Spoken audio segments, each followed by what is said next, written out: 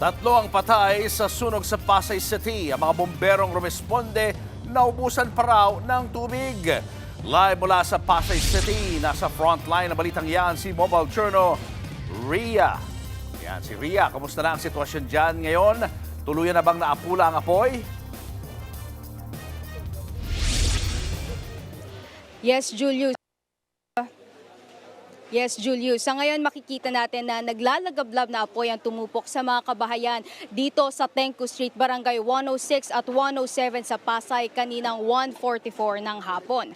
1:47 nang itaas sa unang alarma ang sunod at second alarm 2:03 ng hapon. Naubusan pa ng tubig ang ilang fire truck kaya nagtulong-tulong ang mga residente. Pansamantala namang manunuluyan sa Padre Zamora Elementary School ang mga nasunugan. Alas 3:45 ng hapon nang makontrol ang sunog. 4 ang kumpirmadong patay sa sunog at 4 naman ang kumpirmadong sugatan.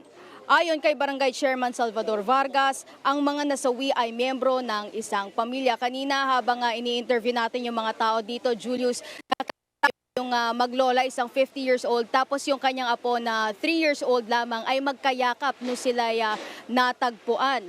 At ayun, no, sa ngayon tinitingnan pa natin yung naapula pa rin ng patuloy itong sunog. Yun ang latest dito sa Barangay Tenco, Pasay City o sa Tenco Street, Pasay City. Balik sa iyo, Julius.